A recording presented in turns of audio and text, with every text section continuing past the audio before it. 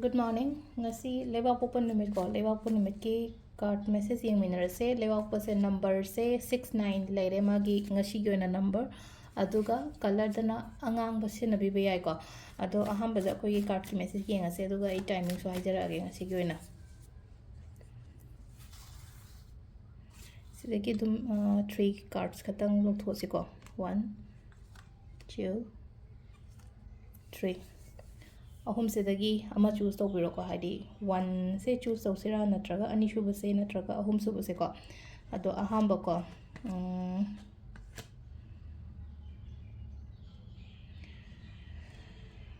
thasaba thambiyo ishada ko ishada akiba phawe ko akiba phawba hai akiba pakhatpa adegi nuaitaba emotional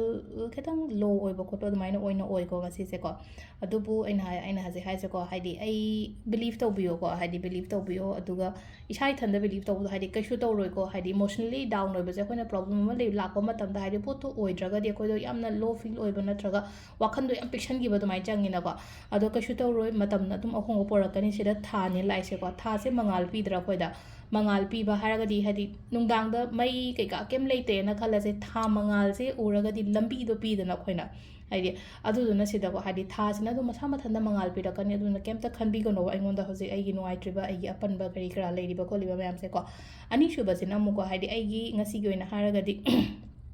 sida haise justice and like justice is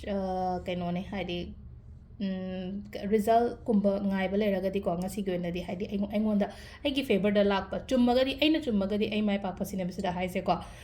la aina la le khangagadi ngasai gi opposite person do noina pa khrani ko mai do adun sida justice hairagadi aina tawriba potugi matang da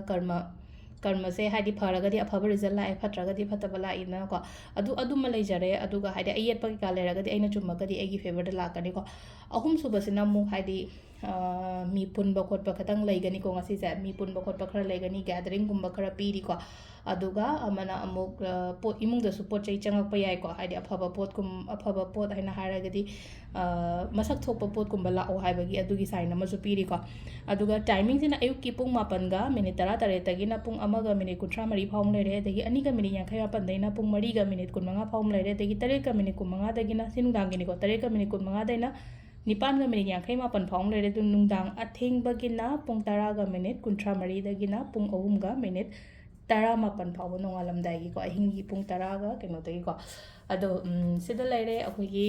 ngasi gi oina card message ko ado leba opani ko leba opasi do hadi akoina ngasai gi cleansing tawbo khopa adumba do su yamna kane ko lewa pusang sai thang je dawna hadi akoina aina thum gi kano tawraga hadi likli glass amada likli ogera ma ogera ko hadi glass amda hadi thum chamas kat ahum katang hapaga kanga da tham habda next day haido on ha ko hoi numit hindo ki ba yawe ka shubudi kai de ko dum haido ko adu any ritual ama taw matam any manifestation taw matam da hadi khitang concentrate tawraga tawbiyo ko hadi focus mangan ga no manifest taw matam na sai tara iba mayam do ka hoi ka budi ka me regular oina tawrok pa natabani na adu na hadi ka bi go no matung de haise aine uba da tum hogolok pa da uga da nga tangan aina nga ta da thok sin taw ma pa am da hadi ishala thamo ba hadi stick pattern ma lairo no ga che ma cham da igera ko hadi che ma cham da habit iraga hadi reminder do ai ngon da ai kui kok ta leino ko thabo chin ba nga ta ne do na ka rom ba shu ai ko adu ma su leire adu nga sai gi aina ngasi tawraga hayeng taw hai ba ngai shu hadi dum yaraga di tawbiyo adu hendo aga su ka shu pudi kai de ko adu nga sai gi hadi matam chana taw bu do nong phaina kano gi ko hadi ga sai gi aina ising gari gara thamba ko ba hai ba mam do ado sida leire ko khoi gi ngasi gi card ki message ma'am thank you